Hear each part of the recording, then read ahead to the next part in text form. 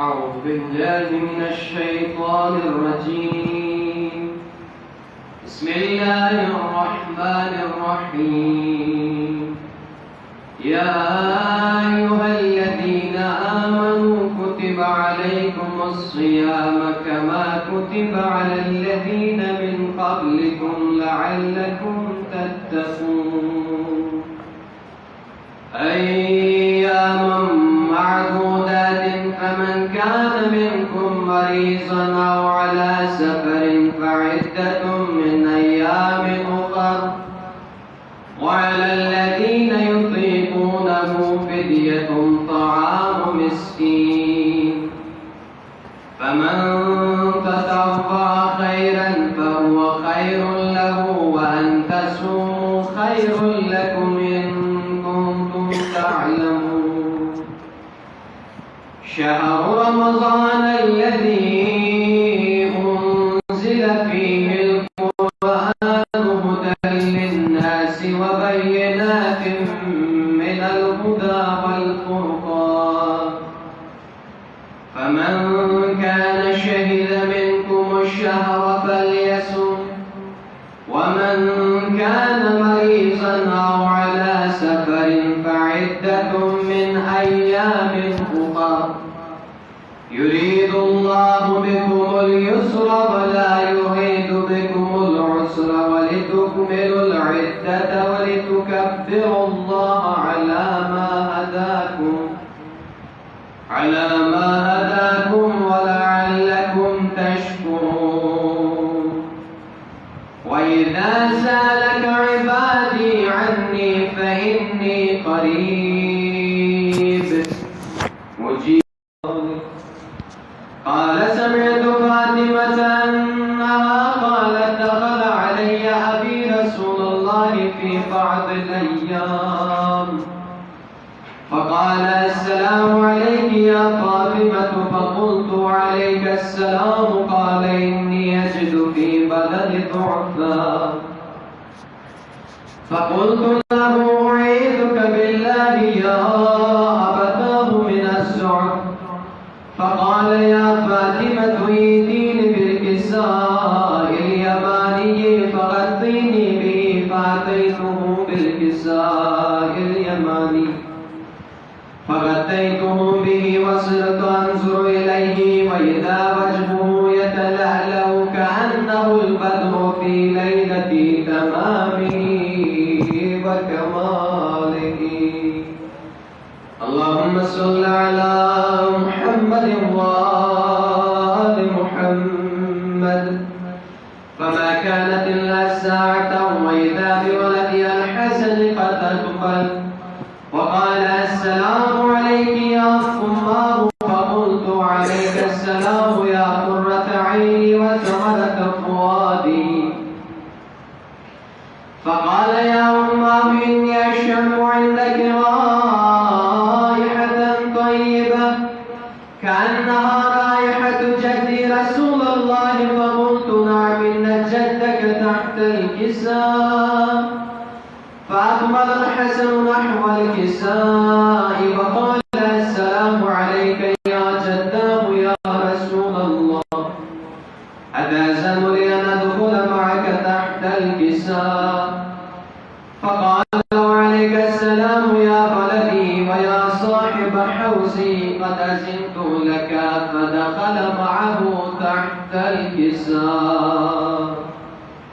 اللهم صل على محمد وآل محمد.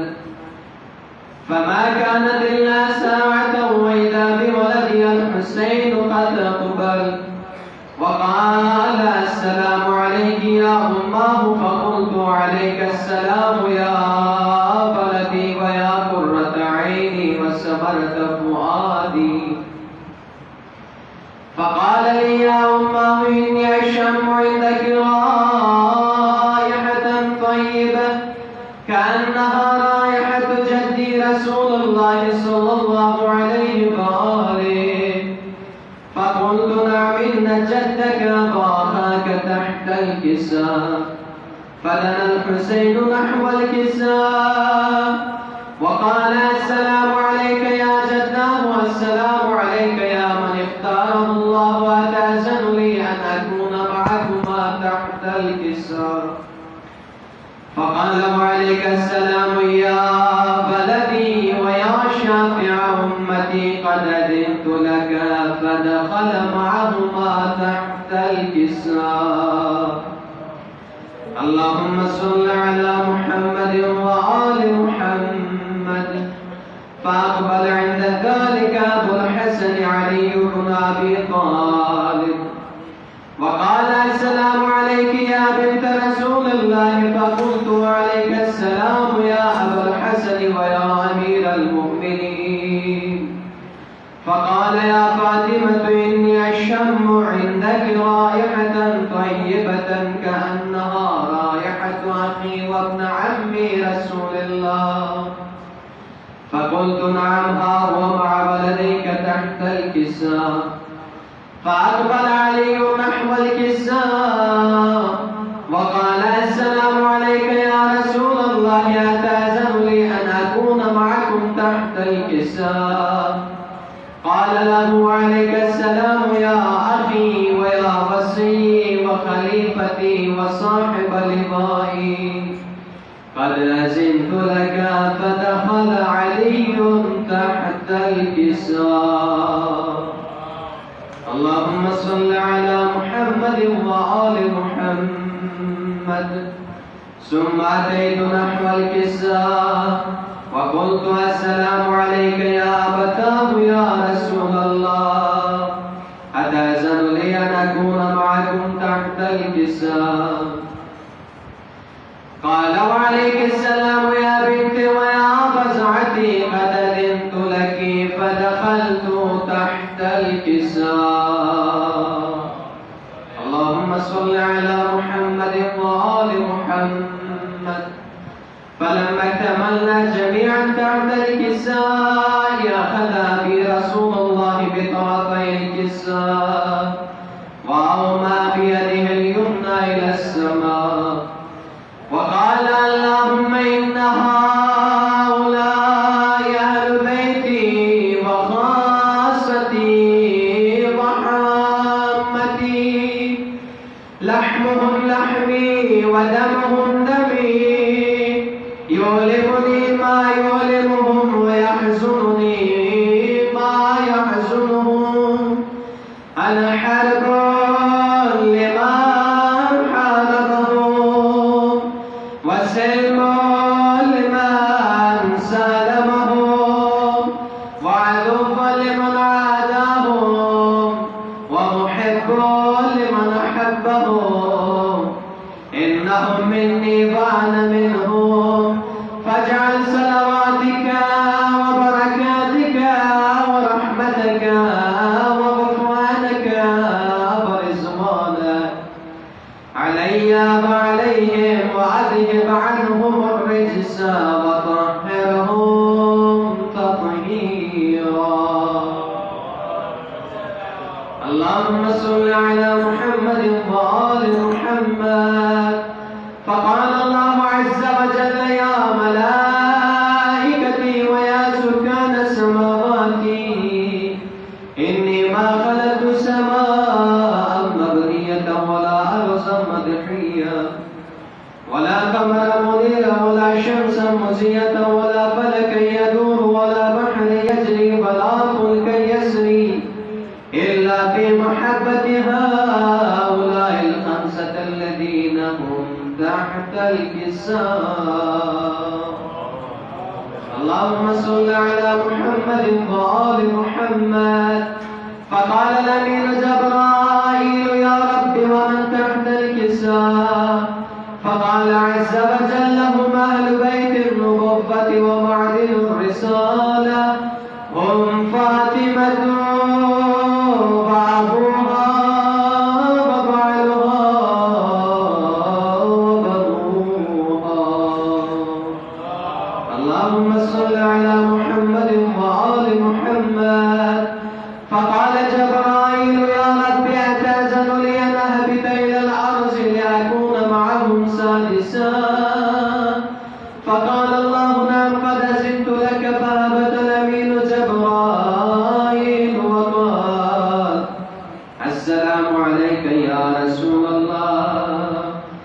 العلي الأعلى يقرئك السلام ويخصك بالتحية والإكرام ويقول لك وعزتي وجلالي إني ما خلقت السماء مبنية ولا أرضا مدحية ولا قمرا منيرا ولا شمسا مضيئة ولا فلكا يدور ولا بحرا يجري ولا فلكا يسري إلا لأجلكم ومحبتكم وقد أذن لي أن أدخل معكم فهل تأذن لي يا رسول الله؟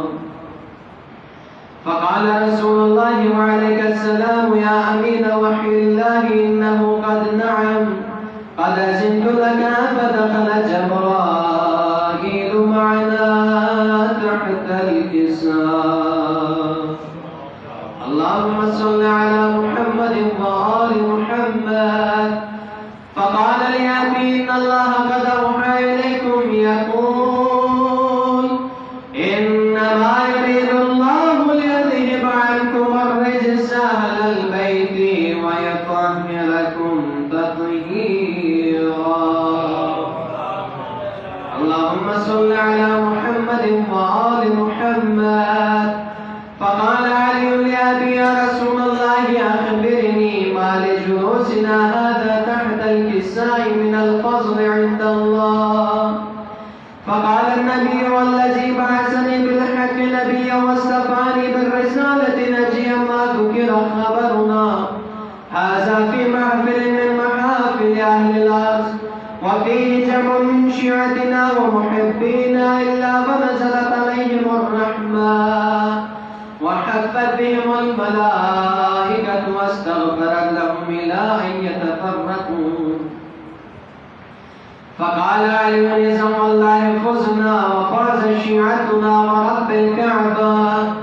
فقال النبي الثاني يا علي والذي بعثني بالحق نبيا واصطفاني بالرسالة نجيا ما ذكر خبرنا هذا في محفل من محافل أهل الأرض وفيه جمع من شيعتنا ومحبينا وفيهم مهموم إلا وفرج الله همه ولا مغموم إلا وكشف الله غمه ولا طالب حاجة إلا وقضى الله حاجته.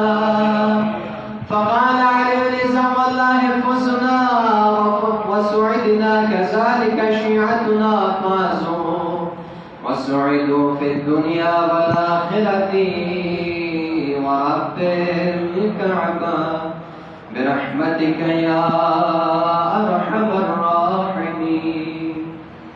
اللهم صل على محمد وآل محمد.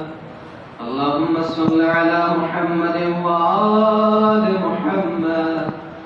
اللهم صل على محمد وآل محمد وعجل فرجهم.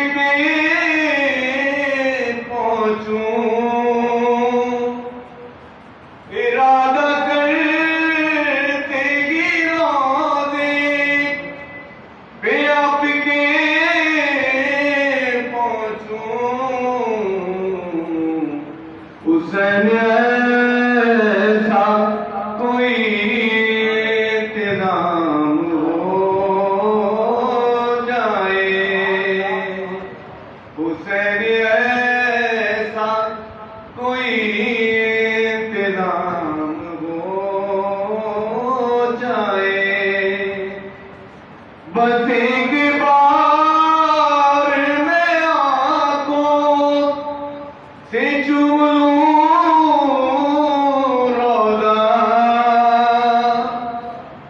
بس ایک بار میں آنکھوں سے چوم لوں روضہ، پھر اس کے بعد تمام ہو جائے، پھر اس کے بعد یہ دستی تمام ہو جائے۔ دعائیں مانگی گیا پاک کے وسیلے سے، دعائیں مانگی گیا پاک کے وسیلے سے، وفا شعاروں میں میرا بھی نام ہو جائے، وفا شعاروں میں میرا بھی نام ہو جائے۔ مجھے بھی گل کی طرح کچھ سند عطا کیجئے، مجھے بھی گل کی طرح کچھ سند عطا کیجئے، میرا غلاموں میں کچھ دھوم دھام ہو جائے، در حسین پہ میرا سلام ہو جائے۔ بابا جی بلند علیہ السلام۔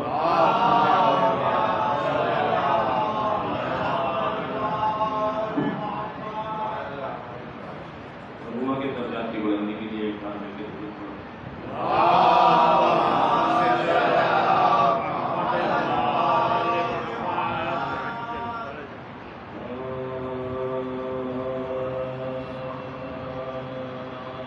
عدد کی راہ سے زندہ گزر کے دیکھتے ہیں،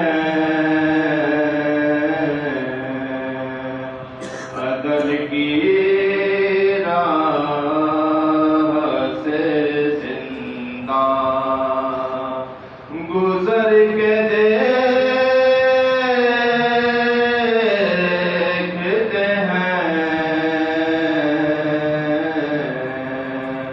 چلو علی کی محبت میں بڑھ کے دیکھتے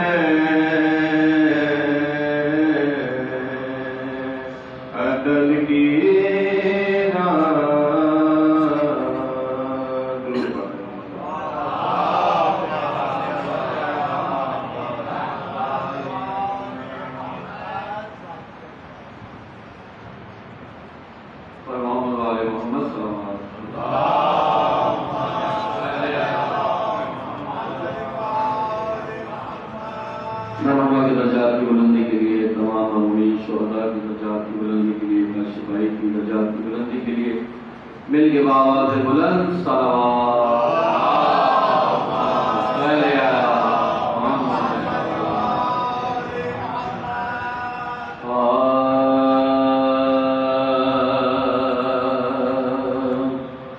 دنیا سے چلی لے کے جناب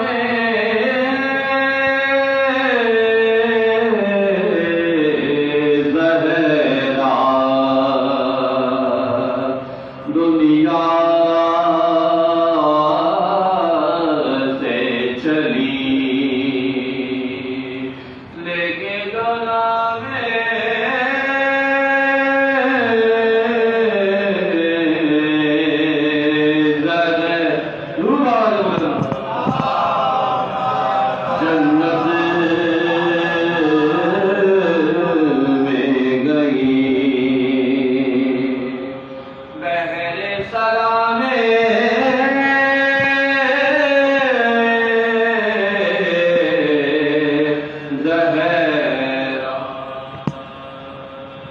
روزہ جو رقیبوں نے دو رضوان نے کہا آنے دو اسے یہ گئے کلیزے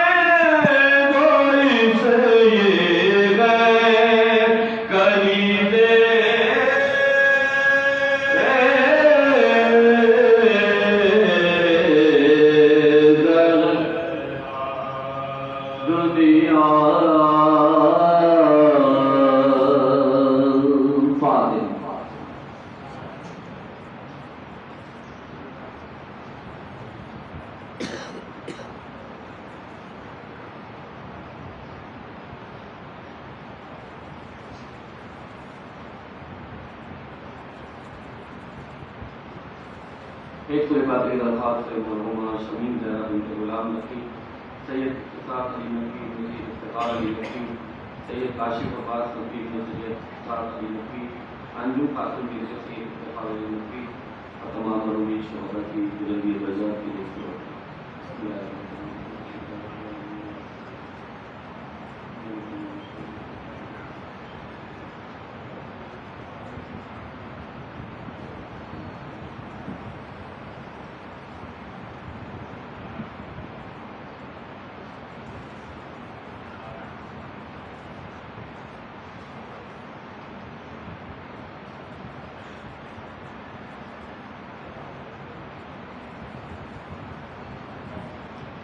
روز رحمت جناب خطیب الکبریٰ سلام اللہ علیہ کے حوالے سے مسجد کی جنت مرحومہ کی اور تمام مرحومین کی درجات کی بلندی کے لیے رسول اللہ کی بارگاہ میں آپ یہ تعزیت اور تسلیت پیش کرتے ہوئے پہلے بیٹھے اطہار کی بارگاہ میں اپنی تعزیت پیش کرتے ہوئے مسجد کی جنت پیش کرنا مل کے بآواز بلند علیہ صلوات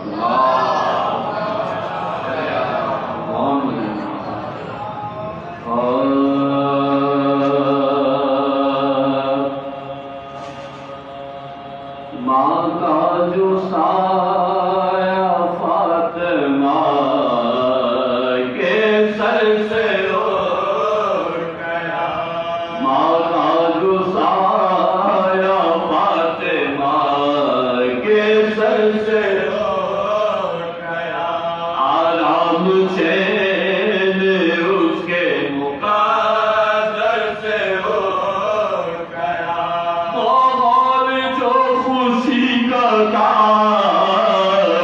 گھر سے اٹھ گیا، ماحول جو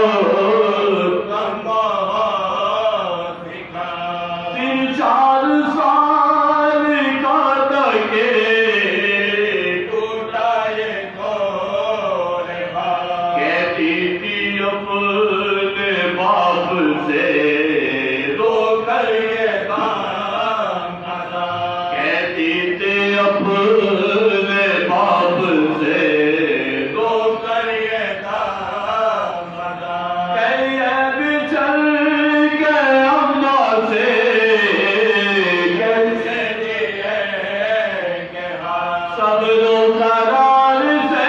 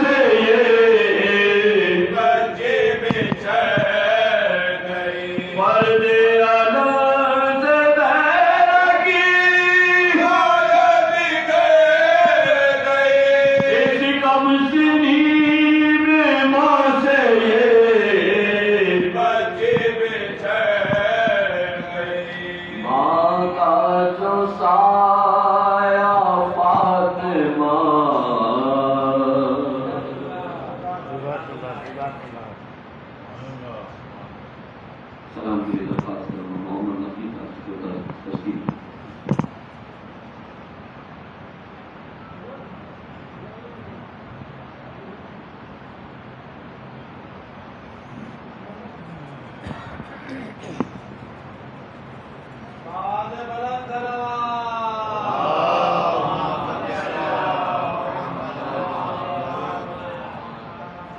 عظمت خاندان زہرا پر صلوات.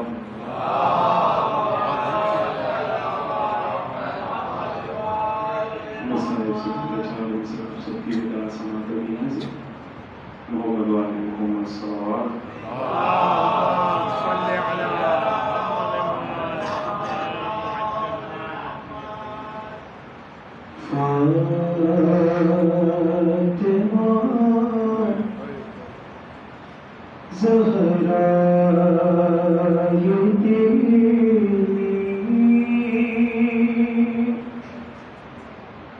تربیت کی شان ہے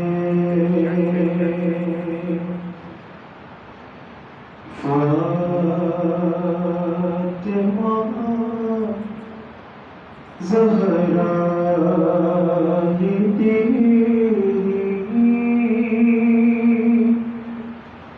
تربیت کی شان ہے کہ بچہ تیرے گھر کا بولتا قرآن ہے فاطمہ زہرا تربیت کی شان ہے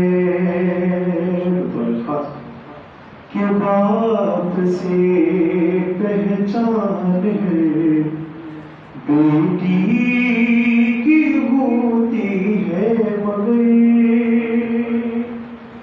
باپ سے پہچان ہے بیٹی کی ہوتی ہے مگر ارے تو وہ بیٹی ہے جو اپنے باپ کی پہچان ہے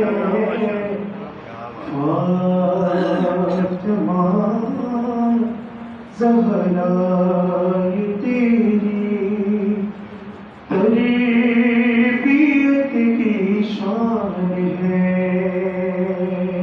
برائے تعظیم زمان امام زمانہ بلند صلوات.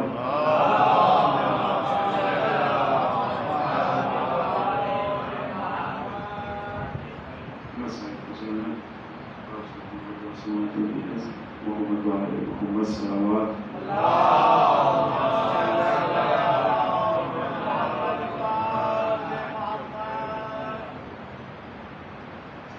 آج رخصت ہو رہی ہے تم سے زہرا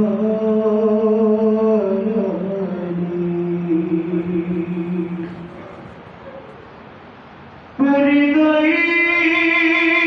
شبنی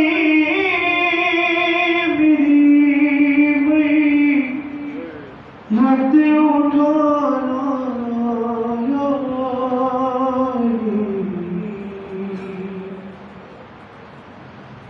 بسریاں توڑی نہیں کیسے بتلاؤں گی میں حشر کے میدان میں بھی اس حال میں آؤں گی میں ہاتھ پہلو سے نہ تم میرا ہٹانا یا علی. وہ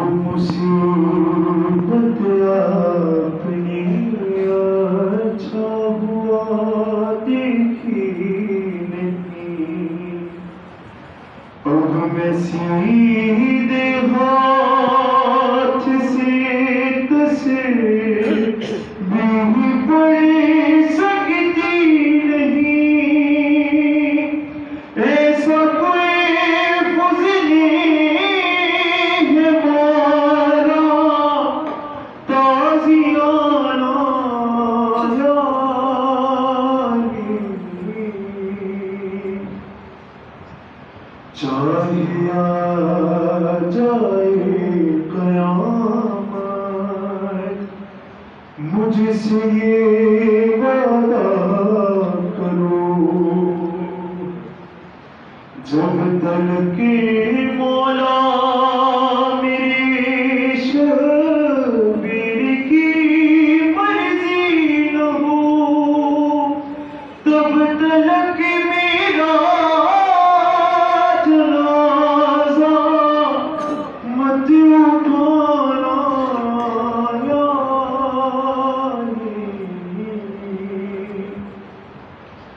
جب میری تلقین پڑھنا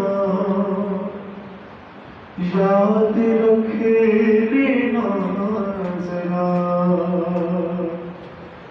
درگیری سے میرا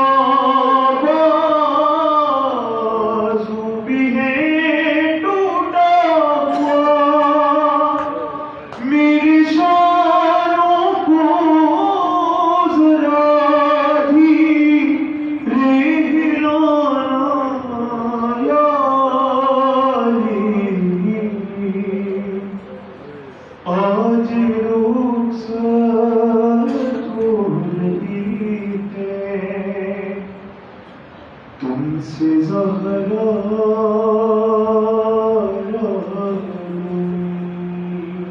محمد وآل محمد صلی اللہ علیہ وسلم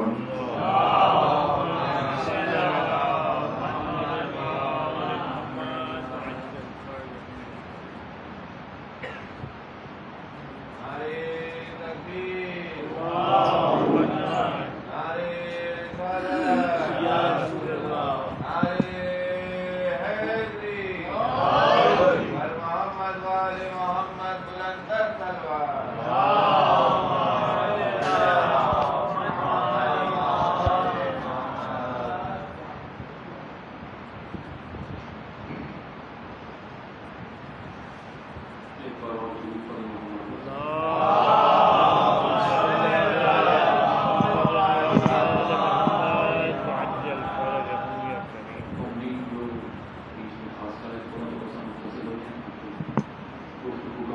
درود پڑھیں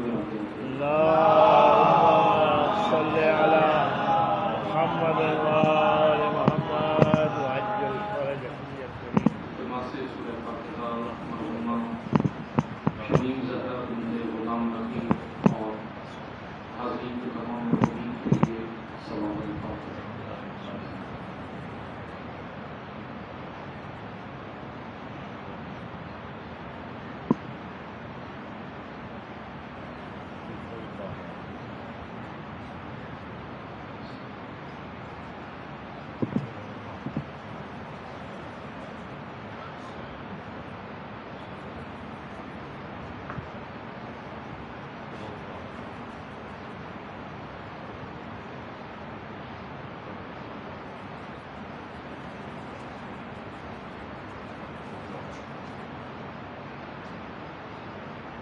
أعوذ بالله من الشيطان الرجيم بسم الله الرحمن الرحيم الحمد لله رب العالمين الحمد لله الذي لا يبلغ مدحته القائلون ولا يحصي نعماه العبدون ولا يؤدي حقه المجتهدون الصلاة والسلام على أشرف الأنبياء والمرسلين وخاتم النبيين سيدنا ومولانا أبي القاسم محمد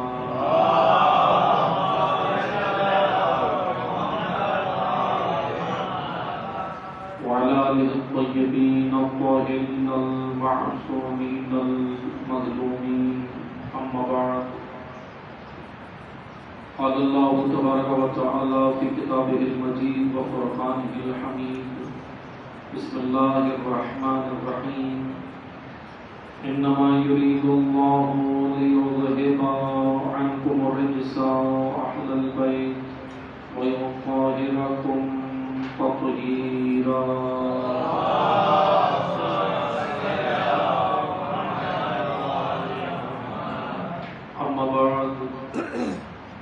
قال الله تبارك وتعالى في كتابه المجيد وفرقانه الحميد بسم الله الرحمن الرحيم الذي خلق الموت والحياة ليبلوكم أيكم أحسن عملا. درود پڑھیے محمد والے.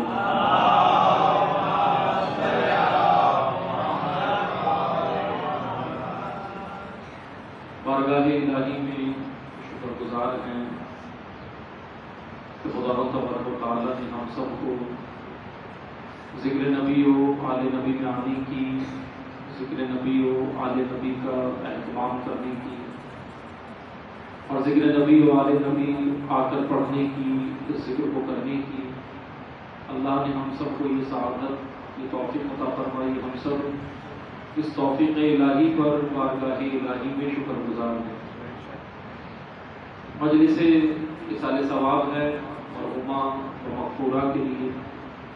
دعا میں اللہ تعالیٰ مرحومہ کے تمام گناہ کبیرہ و صغیرہ کو معاف فرمائے، مرحومہ کو شفاعت حضرت سیدہ نصیب فرمائے، اور مرحومہ کے لواحقین کو زیادہ سے زیادہ اعمال صالح کی توفیق عطا فرمائے.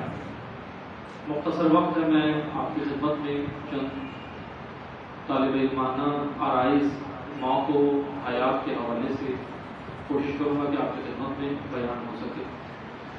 سورہ مبارکہ ملک کی معروف آیت میں نے آپ کی خدمت میں تلاوت فرمائی، جس میں اللہ تعالیٰ کا فرمان ہے کہ الذی خلق الموت والحیات، کہ اللہ ہے جس نے موت کو بھی خلق کیا اور حیات کو بھی خلق کیا.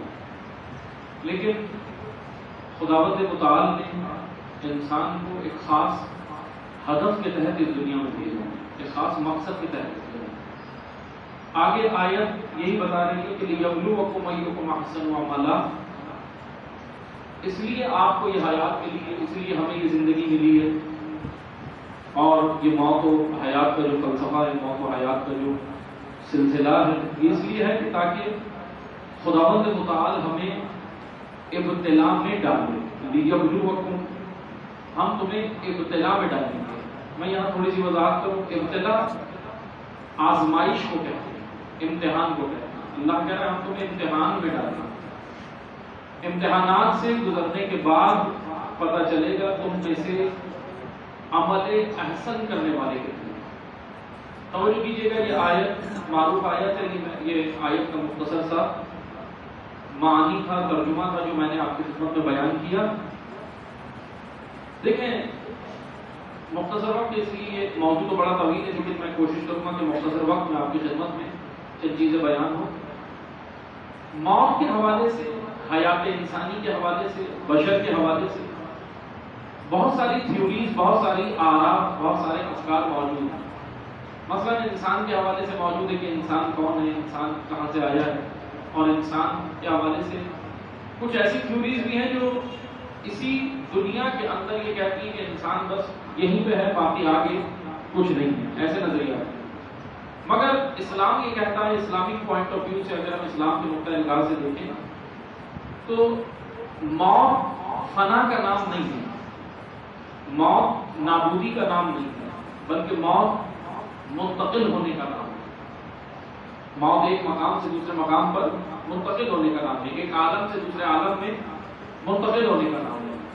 اس منتقلی کے پروسیس کو، یہ منتقل ہونا، یہ جو ٹرانسفر کا مرحلہ ہے منتقلی کا، اسی کو قرآن کی زبان میں موت کہتے ہیں. دیکھیں موت کا کام ہے ہی یہی، موت کی ڈیوٹی ہے یہی، موت کی معمولیت اور رسپانسبلٹی، موت کی ذمہ داری ہے یہی کہ وہ ہمیں ایک عالم سے دوسرے عالم میں منتقل کرے. توجہ کیجیے گا، ایک عالم سے دوسرے عالم میں منتقل کس کو کرے گی؟ موت انسان کو. انسان کو. اب میں یہاں آپ کی خدمت میں وضاحت کرتا چلوں کہ دیکھیں انسان جیسے ہی ہمارے ذہن میں انسان آتا ہے تو ہمارے ذہن میں بہت کچھ آتا ہے. یہ مانوی وجود بھی آتا ہے، مادی وجود بھی آتا ہے، مگر اصل انسان روح ہے. یہ بدن، یہ جسم، یہ باڈی، یہ اصل میں انسان کی ضرورت ہے. یہ بھی وجود ہے، اللہ نے ہمیں یہ وجود عطا کیا، مگر یہ ضرورت انسان ہے. اصل جو انسان ہے وہ روح ہے، اور روح جو ہے وہ ختم نہیں ہوتی، وہ آگے ٹرانسفر ہوتی ہے. اب اس کے بعد کا جو عالم ہے جس کو روایات کو قرآن نے ذکر کیا وہ ہے عالم برزخ. عالم برزخ اس کے بعد کا. اچھا سوال یہ بنتا ہے کہ ہم اس دنیا کے اندر ہیں تو کیا ہم اسی دنیا کے ہیں یا کہیں سے آئے ہیں؟ یقیناً آپ معروف آیت ہے تو ہم ہمیشہ اس آیت کو تلاوت کرتے ہیں کہ انا للہ و انا الیہ راجعون، کہ ہم اللہ کے یہاں سے آئے اور وہیں ہم نے جانا. یعنی کہ پروسیس ہے، یہ پورا ایک سلسلہ ہے. تو عزیزان محترم جب جانا ہے تو اس کا مطلب انسان یہاں کے لیے ہمیشہ نہیں ہے. انسان سے مراد روح ہے. اچھا میں ایک چیز بیان کروں گا، توجہ سنیے گا. تمام مخلوقات، پہلے میں انسان کی وضاحت کروں گا. دیکھیں انسان جب بھی میں کہوں تو آپ کے ذہن میں روح آنی چاہیے، بدن نہیں، کیونکہ بدن ہے، انسان کی ضرورت ہے، مگر ابھی ہم اس کی بات نہیں کرتے. انسان اس دنیا میں، توجہ سنیے گا، تمام مخلوقات، اب ہمیں پتہ تو چلے بھائی ہم اس دنیا میں کیوں آئے ہیں، کیا کرنے آئے ہیں، کیا کرنا ہے، کیوں آئے ہیں، اور کیا مسئلہ ہم زندگی کیا بننے آئے ہیں. قرآن کی نگاہ سے میں آپ کی خدمت میں بیان کروں گی روایات کی. تو اصل میں انسان اس دنیا میں انسان بن کے نہیں آیا بلکہ بننے آیا. توجہ کیجیے گا میرے پاس. میں نے جیسے عرض کیا کہ اصل میں موضوع بڑا طویل ہے، مگر کوشش کروں گا کہ میں مختصر وقت میں آپ کی سمجھ میں. انسان اس دنیا میں انسان بننے آیا، یعنی میں اور آپ، اصل ہمارا جو مقصد خلقت ہے وہ بننا ہے، کچھ بننا ہے. کیا بننا ہے؟ توجہ کیجیے گا، کیا بننا ہے؟ انسان. اب میں ابھی کسی سے بھی جو سب کا ایم آف دا لائف ہے نا، زندگی کا مقصد ہے، کوئی کہے گا مجھے ڈاکٹر بننا ہے، کوئی کہے گا انجینئر بننا ہے، کوئی کہے گا عالم بننا ہے، کوئی کہے گا کچھ اور بننا ہے. یقیناً یہ مقصد ہے، یہ ہمارا مقصد ہے نا زندگی کا. مگر اصل مقصد جو قرآن نے بیان کیا ہے وہ ہے انسان کا انسان بننا. اچھا یہ بہت مشکل کام ہے. دیکھیں معاشرے میں ہمارے اچھے ڈاکٹر نظر آتے ہیں، اچھے انجینئر نظر آتے ہیں، اچھے عالم نظر آتے ہیں، مگر بہت کم ہے جو انسان نظر آتا ہے. کیونکہ انسان بننا یہ بڑا مشکل کام ہے. اچھا توجہ کیجیے گا، اب یہ تو طے ہو گیا کہ ہم انسان بننے آئے. بننے سے مراد کیا ہے؟ کہ اللہ نے ہمیں بنا کے نہیں بھیجا. توجہ کیجیے گا، چند سوالات بھی ہیں تاکہ میں خود ہی سوال کر کے اور جو ہے آپ کی خدمت میں اس کے جوابات بھی دے دوں. بھئی کیا اللہ نے ہمیں بنا کے نہیں بھیجا؟ سوال ہی بنتا. تو توجہ کیجیے گا، کیا چیز ایسی اللہ نے ہمیں دی ہے کہ جس کو ہم نے ڈیولپ کرنا ہے، بنانا ہے اس دنیا میں. اچھا ایک چیز یاد رکھیں، میں یہ چیز بیان کرتا چلوں، یہ پوائنٹ آپ کی خدمت میں آپ کے گوش گزار کرتا چلوں کہ دیکھیں بننے کا وقت بھی مقررہ ہے.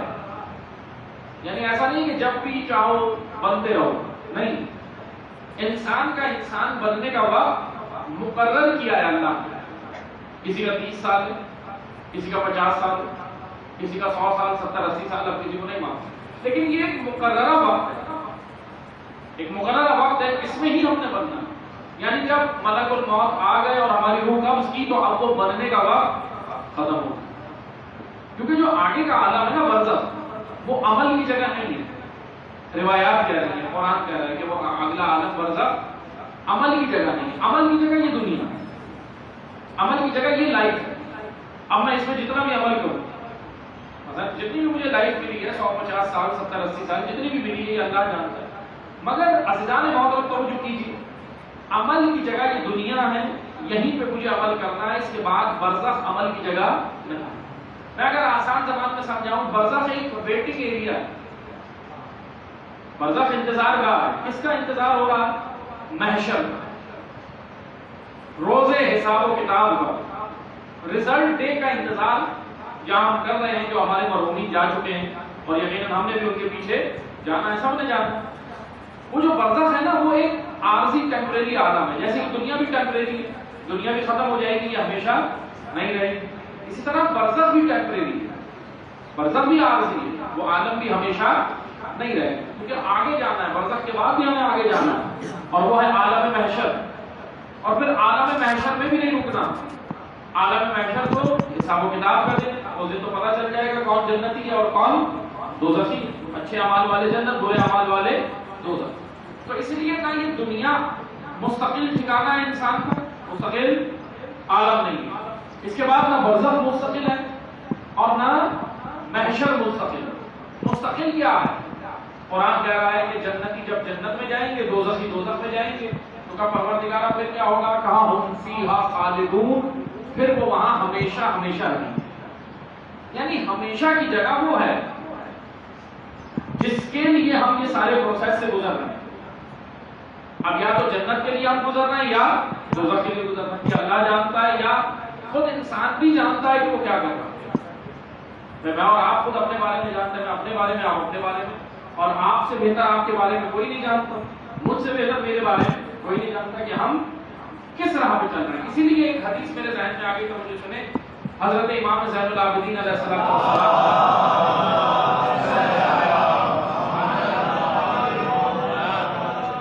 امام سجاد علیہ السلام فرماتے ہیں مسکین ابن آدم، اے ابن آدم تو بڑا مسکین ہے۔ توجہ سنیے گا، ابن آدم سب انسان، بنی نوع بشر، تمام ہیومنز، تمام انسان۔ امام سجاد علیہ السلام کہہ رہے ہیں اے ابن آدم تو بڑا مسکین ہے، مسکین ابن آدم، اے ابن آدم تو بڑا مسکین ہے۔ روزانہ تیرے اوپر 3 مصیبتیں نازل ہوتی ہیں۔ توجہ سنیں، امام علیہ السلام کہہ رہے ہیں روزانہ اے انسان، ہر انسان پہ، مومن پہ بھی، منافق پہ بھی، کافر پہ بھی، مسلمان پہ بھی، جو بھی انسان ہے، سید الساجدین علیہ السلام کہہ رہے ہیں اے انسان روزانہ تیرے اوپر 3 مصیبتیں نازل ہوتی ہیں، مگر تو ایک پر بھی توجہ نہیں کرتا۔ تو یہ سنیے گا، اگر ایک پر بھی توجہ کرے، ایک پر بھی غور و فکر شروع کر دے تو یقیناً تو اس منزل پہ چل پڑے گا جس کے لیے تو خلق۔ امام سجاد علیہ السلام کہہ رہے ہیں اے ابن آدم، اے انسان تو بڑا مسکین ہے۔ توجہ سنیے گا، مولا کیا بیان کرنا چاہتے ہیں، کیا ہے وہ 3 چیزیں؟ امام نے کہا کہ 3 مصیبتیں روزانہ مجھ پہ نازل ہوتی ہیں مگر تجھے پتا بھی نہیں۔ اکثریت تو غافل ہے، اکثرهم لا یفعلون، اکثریت جانتی ہے، اکثرهم لا یعلمون، اکثرهم لا یشعرون۔ قرآن کہہ رہا ہے نا بھئی اکثریت بڑی غافل ہے، اکثریت انسانوں کی غافل ہے۔ اس لیے یہ مت دیکھیں اکثریت کہاں جا رہی ہے۔ توجہ سنیے گا، ہمارے پاس کچھ معیارات ہیں نا، ہم یہ سمجھتے ہیں اکثریت جو کر رہی ہے اور پھر جواز بھی دیتے ہیں، کہتے ہیں مولانا صاحب سب کر رہے ہیں، میں نے کر لیا تو کیا کہتے ہیں نا، یہ جواب ہوتا ہے نا بھائی سب کر رہے ہیں، اگر پہلی گنگا میں نے بھی ہاتھ دھو لیا تو کیا ہے، پورا ملک کرپٹ ہے، میں بھی تھوڑا سا کرپشن کر لوں تو کیا ہے، میرے پاکیزہ رہنے سے کون سا ملک اچھا ہو جائے؟ یہ سوچ ہے نا ہماری۔ تو توجہ سنیے گا، یہی سوچ ہمارے معاشرے کو ڈبو رہی ہے، یہ سوچ تو ڈبو رہی ہے۔ پاکستان کے اندر فائنینشلی کرپشن ہے نا، لیکن اس سے پہلے ایک اور کرپشن ہوئی ہے، فائنینشلی بعد میں ہوئی ہے۔ اگر وہ کرپشن صحیح ہو جائے تو فائنینشلی خود صحیح ہو جائے گی، اور وہ ہے انٹلیکچوئل کرپشن۔ ذہن کرپٹ ہو گئے، سوچ کرپٹ ہے، سوچ تھنکنگ، معذرت کے ساتھ حقیقت ہے ہماری تھنکنگ سوچ کرپٹ ہے۔ ورنہ آپ دیکھ لیں معذرت کے ساتھ ابھی ہم حکمرانوں کو یا اوپر لیول پہ کہتے ہیں تو کیا نیچے مزدور آدمی جو ہے وہ کرپٹ نہیں ہے، غریب آدمی کرپٹ نہیں ہے، مڈل کلاس کرپٹ نہیں ہے؟ ابھی دیکھیں تو مثلا ہم اپنے وجود کے اندر کرپشن تلاش نہیں کرتے، معذرت کے ساتھ حقیقت ہم ذرا اندر سے اگر کرپشن تلاش کریں گے تو پھر معاشرہ بہتر ہوگا، لیکن ہم یہاں کرپشن تلاش کریں گے۔ اچھا ایک اور مسئلہ ہے، برائی کو کیا کہتے ہیں؟ منکرات، امر بالمعروف و نہی عن المنکر، امر بالمعروف نیکی کی جانب دعوت دینا، نہی عن المنکر برائی سے روکنا۔ توجہ سنیے گا، میں ذرا حدیث کی وضاحت کرنا چاہ رہا ہوں، اس لیے تھوڑی سی تمہید باندھ رہا ہوں تاکہ ذہن آمادہ ہو حدیث کو سمجھنے کی، کیونکہ اگر ذہن آمادہ نہیں ہوا، حدیث سنا دی گئی کہ بالکل ایسے زمین آمادہ نہیں ہے، بیج ڈال دی، اور کسان بھی بہترین کسان بھی وہ ہے پہلے زمین کو آمادہ کرے گا پھر بیج ڈالے گا، ورنہ بے وقوف ہے وہ کسان جو بیج کو بیج ڈالتا رہے زمین آمادہ ہی نہیں۔ اس لیے ذرا توجہ سنیے، انٹلیکچوئل کرپشن ہمارے ذہنوں میں، مثلا ہم ایک اور مسئلہ ہمارا پتہ ہے کیا ہے، ابھی کرپشن اتنی عروج پر پہنچ گئی ہے، کرپشن اتنی عروج پر پہنچ گئی ہے کہ برائی کو برائی سمجھا ہی نہیں جاتا۔ توجہ سنیے گا بھائی، برائی سے میں جان کب چھڑاؤں، کیا اسے برائی سمجھوں گا؟ ابھی تو میں برائی کے بہت سارے نام رکھے ہیں، ہمارے معاشرے میں بہت سارے نام ہیں، برائی کے بہت سارے نام ہیں، مٹھائی بھی ہے اس کا نام ہے، چائے بھی ہے، رس ملائی بھی ہے، اور بہت ساری چیزیں، خوشی ہے، حق ہے، بہت سارے نام ہیں۔ ابھی تو پتہ نہیں کون کون سی اصطلاحات ہیں، مجھ سے زیادہ آپ جانتے ہیں کیونکہ آپ اداروں میں بھی ہیں، مارکیٹ میں بھی رہتے ہیں، تو اصطلاحات آپ کو جانتے ہیں کہ کون کون سی ٹرمز یوز کی جاتی ہیں. ہوتی اندر برائی ہے مگر اس کے اوپر ٹرمز ڈال دی گئی ہیں مختلف. ایک چیز یاد رکھیے، جو چیز حرام اللہ نے قرار دے دی، کتنی بھی اس کو قمیضیں آپ اچھائی کی پہنا دیں، اندر وہ حرام ہی رہے گا. یاد رکھیں، باطل باطل ہی رہے گا، چاہے اوپر حق کی قمیض پہناتے رہو. حق کی قمیض پہنانے سے باطل حق نہیں بن جاتا، وہ باطل ہی رہے گا اور حق حق ہے. اسے توجہ سنیں، برائی جب ختم ہوتی ہے معاشروں سے یا وجود سے، جب ہم برائی کو برائی سمجھیں. مطلب میں آپ کو مثال دیتا ہوں، جب تک میرے وجود میں احساس پیاس نہیں ہوگا، احساس عطش یعنی پیاس کا جب تک میرے وجود میں احساس نہیں ہوگا، میں پانی کی جانب نہیں جاؤں گا. میں پانی کی جانب نہیں جاؤں گا نا، حرکت نہیں کروں گا. حرکت پانی پینے کے لیے جب میں حرکت کروں گا، اسٹرگل کروں گا پانی پینے کے لیے، جب ہی کروں گا کہ جب مجھے اندر سے احساس ہوگا کہ میرے وجود کو اب پانی کی ضرورت. ایسا ہی ہے نا، برائی کا خاتمہ جب ہی ہوگا جب ہم اندر سے احساس کریں گے کہ یہ برائی ہے اور اس کا خاتمہ ضروری. اور جب نہیں کریں گے تو پھر برائی کبھی بھی ختم نہیں ہوگی. پھر وہ منکرات اسی طرح معاشروں میں چلتی ہیں اور معاشرے کرپٹ ہی رہتے ہیں، پھر ان کا کوئی پرسان حال نہیں ہوتا. پھر اسی طرح معاشرے جیسے آج ہمارے چل رہے.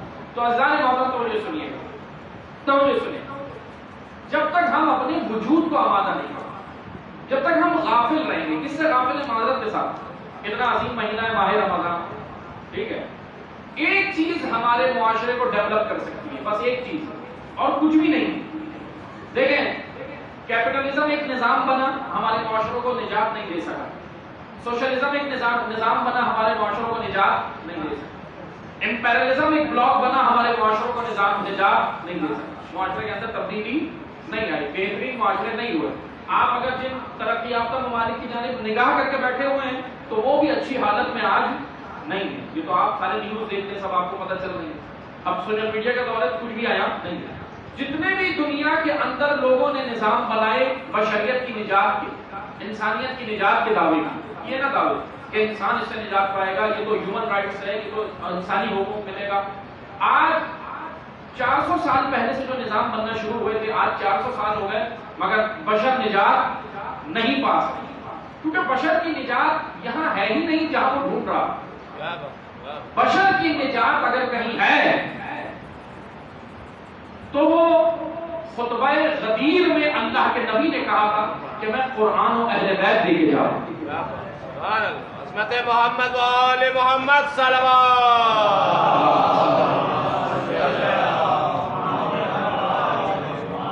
دیکھیں، میں آپ کو سادہ سی مثال دیتا ہوں. یہ باتیں نہیں ہیں، حقیقت ہے. ہمارے ساتھ مسئلہ پتہ ہے کیا ہوگا؟ ہم نے دین کو رکھا ہے باتوں کی حد تک، ہم نے دین کو رکھا ہے ممبر میں، ہم نے دین کو رکھا محراب پہ، ہم نے دین کو رکھا امام بارگاہ، ہم نے دین کو رکھا مسجد میں، ہم نے دین کو رکھا مدرسوں میں، ہم نے دین کو رکھا لائبریریوں میں، ہم نے دین کو رکھا کتابوں میں. جبھی معاشرہ خراب. جب تک دین ان جگہوں سے نکال کے آپ ساتھ اپنے گھر لے کے نہیں جائیں گے، گھر صحیح نہیں ہوگا. دین ساتھ لے جانا ہے. معذرت کے ساتھ حقیقت ہے. ہم کرتے کیا ہے؟ مسجد امام بارگاہ میں آ کے دین سنتے ہیں مگر دین کو ساتھ لے کے نہیں جاتے.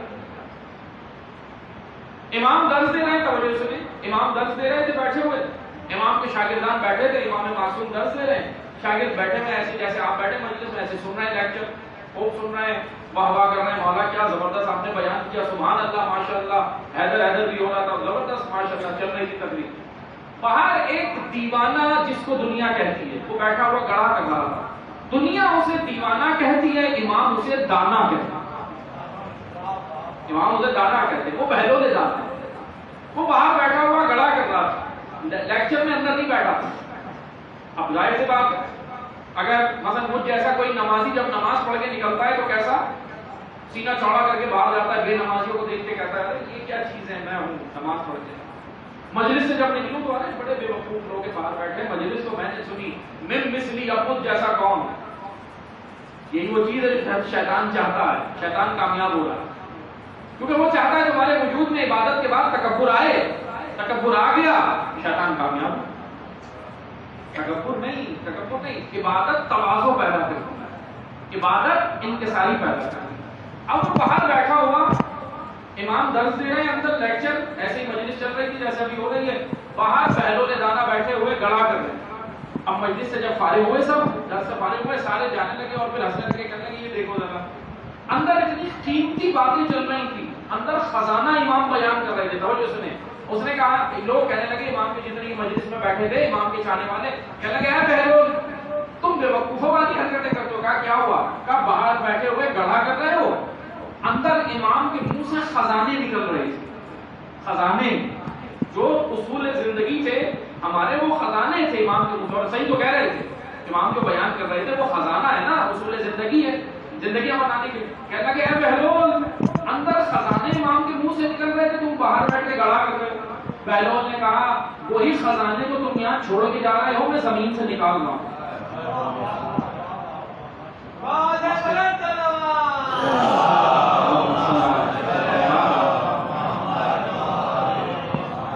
مسئلہ یہ کہ وہ خزانہ جو امام دے رہے ہیں وہ گھر لے جاؤ، وہ دین ہے، وہ اسلامک رولز ہیں، اسلام ہے۔ اسلام جب تک عبادت گاہوں سے اسلام نکل کے جب تک معاشرے میں نہیں جائے گا، معاشرہ صحیح نہیں، معذرت کے ساتھ۔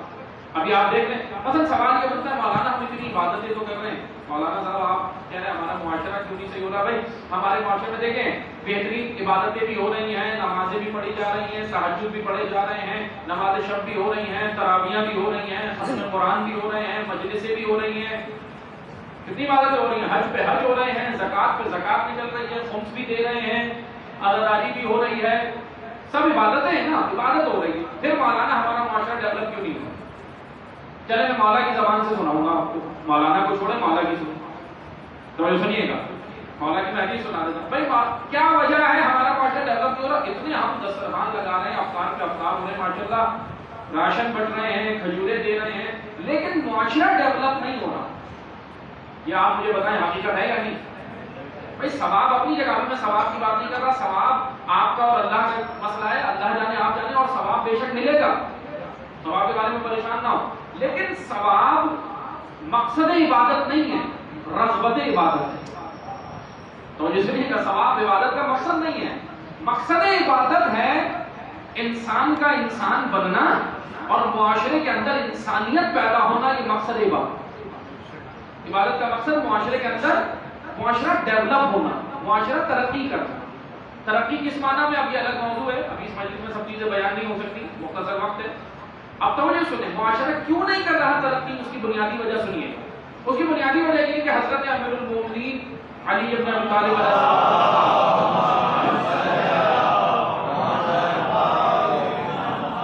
امیر المومنین فرماتے ہیں وہ قومیں تباہ ہو جاتی ہیں جو دو کام کرتی ہیں، یہ دو کام جو بھی قوم کرے گی وہ کبھی بھی ڈیولپ نہیں ہوگی، وہ کبھی بھی ترقی نہیں کرے گی، وہ معاشرہ کبھی بھی آگے نہیں بڑھے گا جس نے دو کام کی۔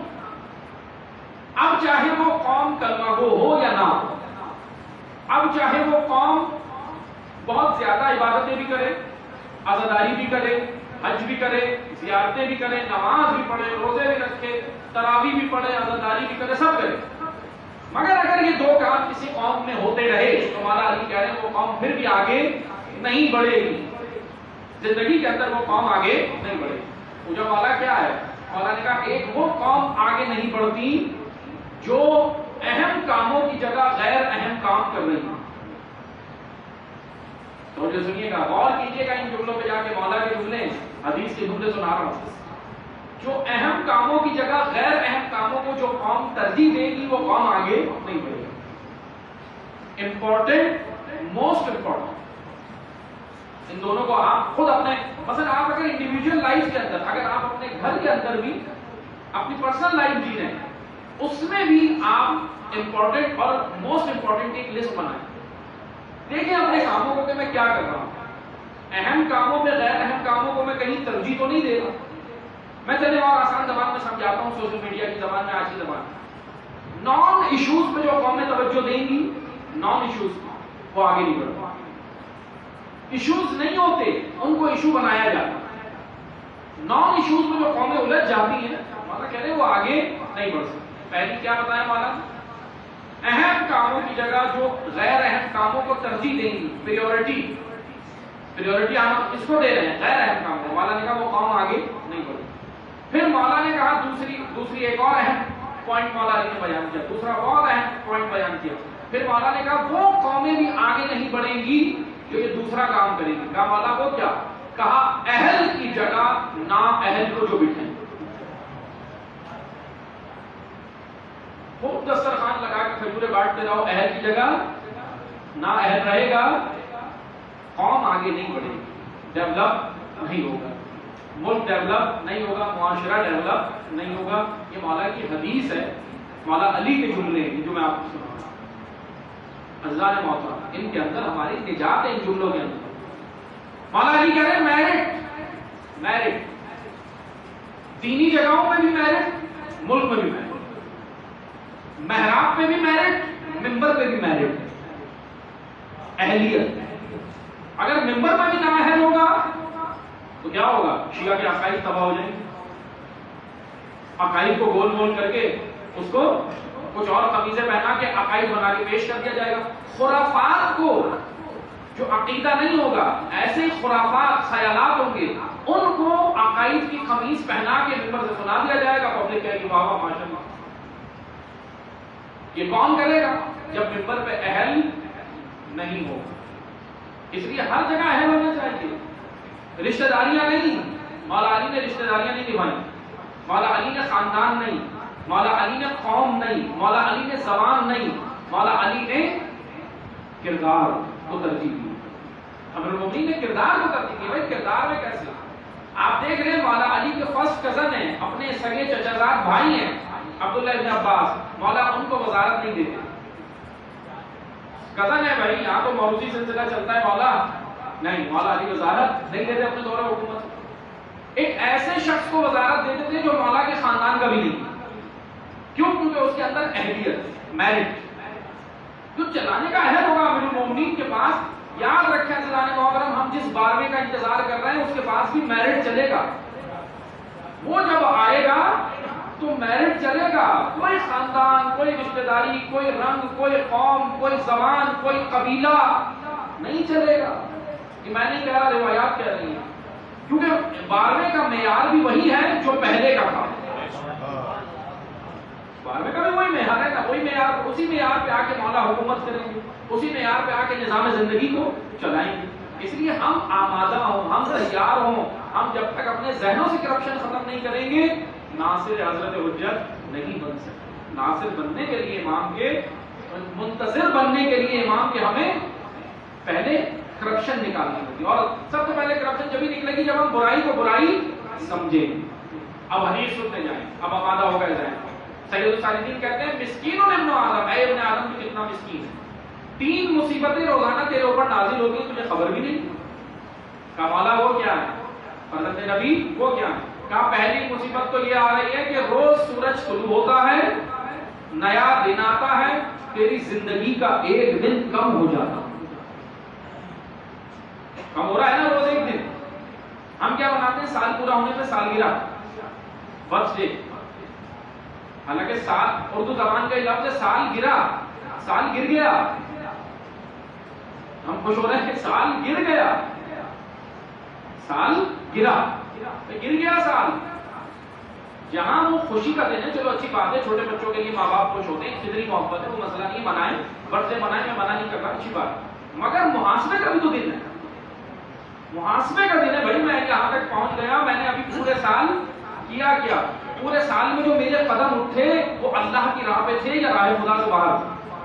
ایک محاسبے کا. امام کہہ رہے ہیں مسکین اور ابن آدم، پہلی مصیبت میں یہ آ رہی کہ روز تیری زندگی کا ایک دن کم ہوگا اور تجھے پرواہ نہیں ہے، مست ہے. پھر امام کہتے ہیں اگر مال میں سے کچھ مال کم ہو جائے تو بڑا پریشان ہوتا ہے، لیکن یہ جو زندگی کم ہو رہی کوئی پریشان نہیں ہوتا. اپنی زندگی میں روزانہ کی اپنی روٹین کی لائف میں مست ہے مگر سوچ نہیں رہا. پھر سید الصالحین کہتے ہیں دوسری مصیبت یہ آ رہی ہے کہ تو جو مال کما رہا ہے، اے انسان تو جو مال کما رہا ہے نا، روز حرام کما رہا ہے تو عذاب ہے، حلال کما رہا ہے تو حساب ہے. اچھا بعض لوگ کیا سمجھتے ہیں؟ بعض لوگ حرام کما کے اس میں سے نکال کے کہتے ہیں چلو حساب پورا ہو گیا، کلیئر ہو گیا. حرام کا حساب کچھ بھی نہیں ہے. دیکھیں حرام کمانے والوں کا کوئی حساب نہیں ہوگا. روایتیں کہہ رہی ہیں روز محشر حرام کمانے والے حساب کی زد میں نہیں ہوں گے, حلال والے ہوں گے حساب کی زد میں. اب وہ کیوں بھائی ہم پریشان ہو گئے مولانا یہ کیا؟ اس وجہ سے کہ حرام کمانے والے ڈائریکٹ دوزخ, ان کو حساب کیا دینا ہے؟ حرام جس نے پوری زندگی حرام پہ گزاری, وہاں مولا کہہ رہے ہیں کہ حرام کا کوئی حساب نہیں ہے, وہ تو سیدھا اس کا تو ٹکٹ کٹا ہوا ہے سیدھا, وہ کس لائن میں لگا ہوگا. حلال والے کا حساب چل رہے ہوں گے. ہاں بھائی کمایا, کتنی بھی سیلری بنا دی مولا 50,000 پروردگارہ 50,000, اچھا 50,000 میں کتنے پرسنٹ اللہ کی راہ میں دیا؟ مہنگائی اتنی تھی, پیٹرول مہنگا ہوا جا رہا تھا. میں بولوں گا میرے پاس تو جواز ہے نا, پاکستانیوں کے پاس تو جواز ہے ہمارے پاس. ہم کہیں گے مولا دبے ہوئے تھے کہاں سے دیتے رہے خدا؟ اچھا اور چیزوں میں ہاں تم نے جو خواہشات کو ضروریات بنایا ہوا تھا. لیکن عزیزان محترم یاد رکھیے جو حلال مال کا میں بتا رہا ہوں نا, حلال کا حساب ہے. حلال کا حساب اس طرح ہے کہ حلال آپ کتنی کم سیلری کیوں نہ ہو, کتنی کم سیلری کیوں نہ, حلال پھر بھی اللہ کی راہ میں کچھ نہ کچھ صاحب استطاعت جو دے سکتے ہیں اللہ کی راہ میں آپ کو دینا چاہیے, کیونکہ خدا ان کاموں میں برکت ڈالتا ہے, کم نہیں ہوتا. زکات نکالنے سے پیسہ کم نہیں ہوتا, ان سے پیسہ کم نہیں ہوتا. انفاق کرنے سے اللہ کی راہ میں دینے سے پیسہ کم نہیں ہوتا. یہ ہمارے ذہن میں یہ چیز ہے. اس لیے امام کہہ رہے ہیں جو تم نے حلال کمایا اب اس کا حساب ہوگا. دوسری چیز, پہلی چیز زندگی ایک دن روزانہ کم ہو رہا ہے اور تمہیں احساس ہی نہیں, اور نہیں کر رہے. دوسرا حلال کما رہے ہو یا حرام, اور فکر کرو. پھر تیسرا امام نے کہا تیسری مصیبت یہ ہے کہ روزانہ تمہارا قدم اٹھ رہا ہے, مگر یہ دیکھو وہ قدم تمہیں جنت لے جا رہا ہے یا دوزخ لے جا رہا ہے. بس اذان امام میں آپ گفتگو کو تمام کرتا ہوں, اذان کا وقت قریب ہے اور چند جملے مسائل کو سنیے کر دیکھیں. انسان اس دنیا میں بہترین انسان بننے ہیں. میں اور آسان زبان میں آپ کو وضاحت کر کے چند جملے مسائل کے پڑھوں گا. تو اگر میں آیات کو روایات سب کا نچوڑ پیش کروں اور بہت آسان زبان تو میں ایک جملہ کہہ کے آگے بڑھوں گا. اس کی وضاحت کا وقت اس لیے نہیں کہ اذان کا وقت ہے. ہم پیدا محب ہوئے ہیں شیعہ بننے کے لیے. تو جو سنیے گا محب اور شیعہ میں فرق. محب اللہ نے پیدا کیا, اہل بیت کی محبت جس کے دل میں, پاکستان اہل بیت کی محبت بہت ساری متعدد روایات ہیں. ایمان کا میزان ہے, اعمال کا میزان ہے, اعمال کا پل. مگر محب اسے کہتے ہیں جو اہل بیت سے صرف محبت کرتا, دیٹس آل, بس محبت. لیکن محب سے آگے ایک اور درجہ ہے اوپر, وہ اوپر کا, وہ میں نے نہیں رکھا, خود اہل بیت نے رکھا, روایات میں موجود. محب وہ ہے جو اہل بیت سے محبت کرتا, مگر شیعہ وہ ہے جو محبت کے بعد اطاعت بھی کرتا. یہ ڈفرنس ہے محب اور شیعہ. جیسا کہ حدیث کے سمے بھی آپ سنتے ہیں نا, شیعتنا و محبین, پروردگار جب شیعہ اور محب کا جمع. اس کا مطلب یہ ہوا کہ حدیث کے سمے ہمیں بتا رہی ہے کہ محب اور شیعہ الگ الگ ہیں, مکس نہیں کر دینا. اس طرح کی روایات بھی بہت ہیں, لیکن جیسا میں نے عرض کیا ابھی وقت نہیں ہے, ورنہ بہت سارے لوگ معصومین کے پاس آگے کہتے تھے مولا انا من شیعتکم, دعوی تشیع کرتے تھے نا, امام کہتے تھے نہیں ابھی تم محب بنے ہو, شیعہ بننا باقی, ابھی تم ہمارے شیعہ نہیں بنتے. تو اس آیت کا مفہوم نہ لیبلوکم ایکم احسن عملا, ہم نے تمہیں اس لیے پیدا کیا تاکہ عمل احسن کرو. یعنی میں اس آیت کا اگر آسان زبان میں نچوڑ پیش کروں جوانوں کے لیے تو ہمیں اللہ نے محب پیدا کیا, محبت اہل بیت دل میں رکھی, محبت اہل بیت, محب اہل بیت والدین کی گود میں دیا. کتنی بڑی فضیلت, کتنا بڑا مقام ہے. مگر عملاً شیعہ اس زندگی میں بننا, اور شیعہ کہتے ہیں پیروکار کو. ایک چیز یاد رکھیں, شیعہ کوئی فرقہ نہیں ہے.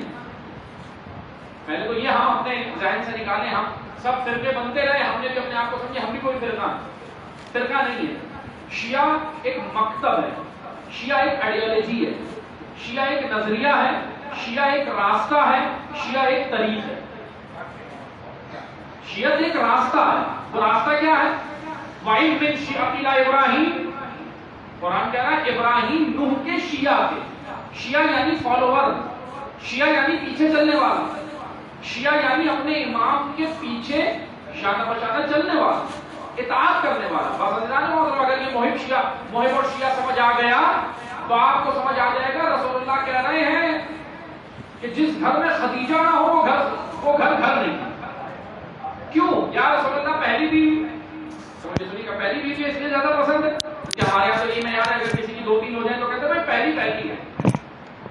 سمجھے سنیے گا ازواج رسول کا مسئلہ ہے اس لیے غور سے سنیے گا بھائی پہلی ہے. ہم یہ کہتے ہیں نہیں رسول اللہ اس لیے نہیں کہتے وہ پہلی ہے.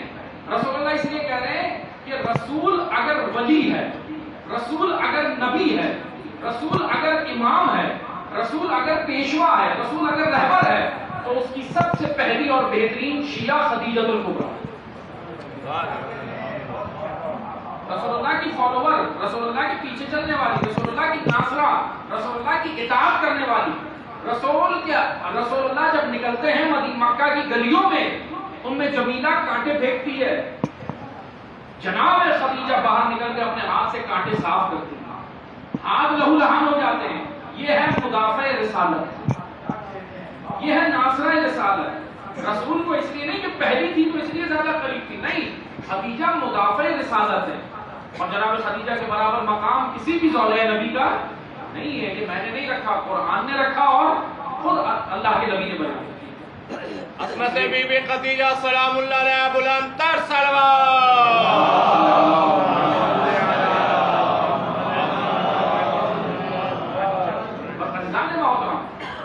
خواتین کو ڈیگریڈ نہیں کر سکتے ہم معاشرے سے.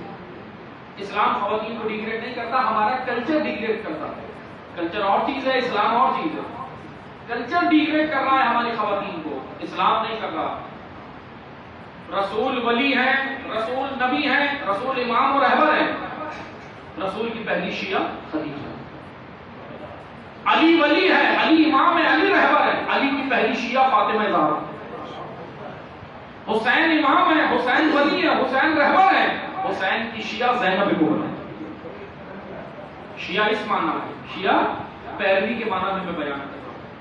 اگرچہ وہ رشتے اپنی جگہ ہیں, فطری رشتے, جناب زہرا مولا علی کی زوجہ ہے, وہ رشتہ اپنی جگہ ہے بے شک.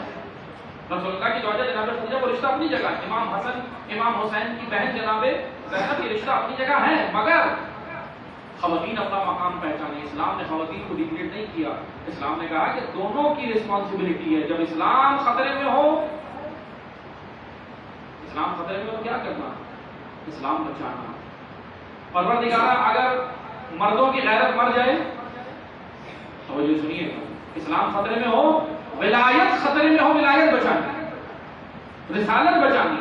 پروردگارہ اگر سارے مرد خاموش ہو جائیں, مدینہ کا کوئی مرد نہ نکلے, غیرت ختم ہو جائے, تو پھر جواب آتا ہے کہ نہیں, ضروری نہیں کہ مرد ولایت بچائے گا, عورت بھی نکل کے ولایت بچا سکے.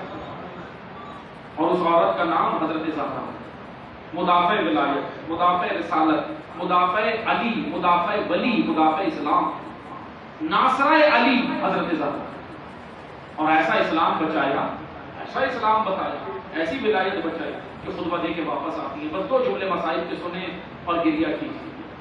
مگر حضرت گریہ ایسے کرنا جیسے حق بنتا. حضرت زہرا کو ان کی والدہ معظمہ کا آج پرسہ دیجیے. بس چند جملے مسائل کے پڑھوں گا, اذان کا وقت قریب, چند جملے سنیے گا. خطبہ دے کے جب واپس آئی نا نبی کی بیٹی, راوی کہتا ہے جب جا رہی تھی ایسا لگتا تھا جیسے رسول جا رہے ہیں, لیکن جب واپس آئی ایسا لگتا ہے بوڑھی عورت واپس آئی. اجرکم اللہ. زہرا عددارو گریہ ایسے کرنا جیسے وقت کرنا. بچوں کو فرصت دینے آئے ہیں نا مرحومہ کے, خوش نصیب ہیں کہ آپ کو فرصت دینے والے اتنے مومنین آئے. مگر ایک 4 سالہ بچی جب یتیم ہوئی تھی نا, فرصت دینے والا کوئی نہیں. اجرکم اللہ. سننا تھا بس 2 جملے میں بہت مختصر مسائل پڑھوں گا. جناب زہرا گھر میں واپس آتی ہیں, امیر المومنین کہتے ہیں علی قریب آئے. بی بی رو رہی تھی, بلند آواز سے رو رہی تھی, نبی کی بیٹی. علی قریب آئے, دلاسا دیا, تسلی دی اور کہا بی بی لگتا ہے حق نہیں ملا.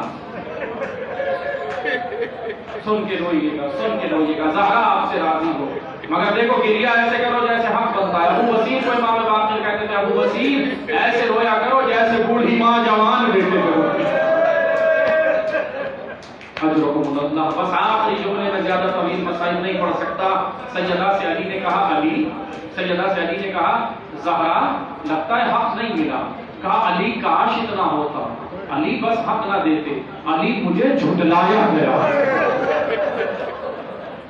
अजरुकुमुल्लाह, सद्दीका को झुठलाया, ताहिरा को झुठलाया।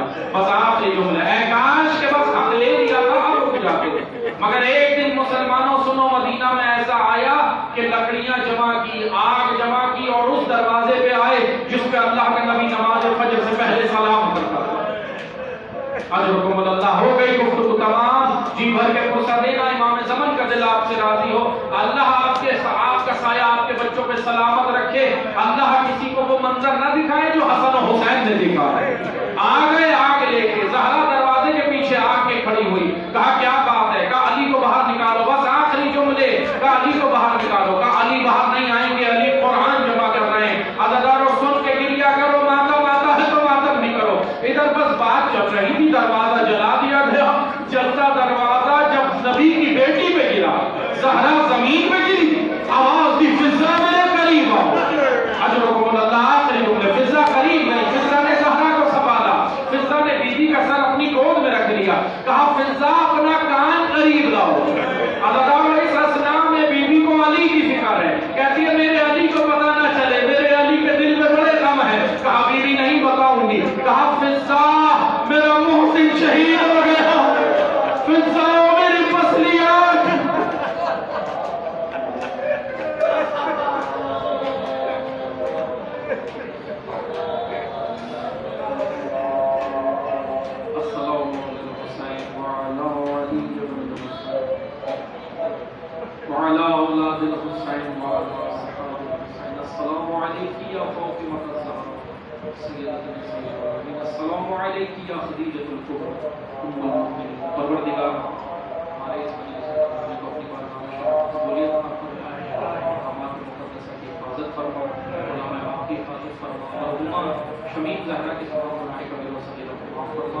मरहुमा को शिफा के हज़रत ज़हरा नसीब फरमा, मरहुमा के लवाहिकीन को ज़्यादा से ज़्यादा हमारे सामने परवरदिगारा हम सब के मरहुमीन की मग़फ़िरत फरमा, इमाम के ज़हूर में ताजील फरमा।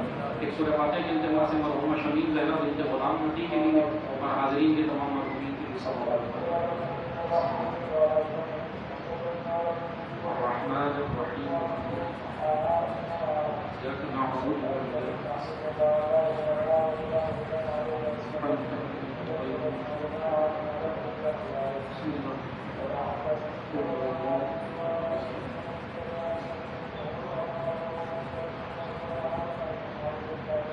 اللهم اغفر للمؤمنين والمؤمنات والمسلمين والمسلمات الأحياء منهم والأموات إنك مجيب الدعوات إنك على كل شيء قدير برحمتك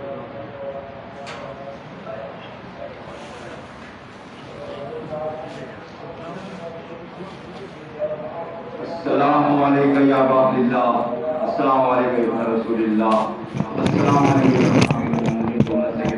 السلام علیکم فاطمہ الزہرا سیدۃ النساء العالمین، السلام علی الحسین وعلی علی بن حسین وعلی اولاد حسین وعلی اصحاب حسین، السلام علیکم یا مولا ابو الفضل العباس ابن امیر المؤمنین جمیع شہداء کربلا واسیران کوفہ و شام ورحمۃ اللہ وبرکاتہ، السلام علیکم ورحمۃ اللہ وبرکاتہ، السلام علیکم والبقرہ، السلام علیکم شموس، السلام علیکم السلام علیکم سلطان رب العالمین مصطفی ورحمۃ اللہ وبرکاتہ، السلام علیکم مولانا صاحب العصر والزمان، علامان علامان علامان الزمان، السلام علیکم شریف القرآن، السلام علیکم یا امام الانس والجان، اجر اللہ تعالی فرجک، رسال اللہ تعالی مخرجک، وظہورک ورحمۃ اللہ وبرکاتہ.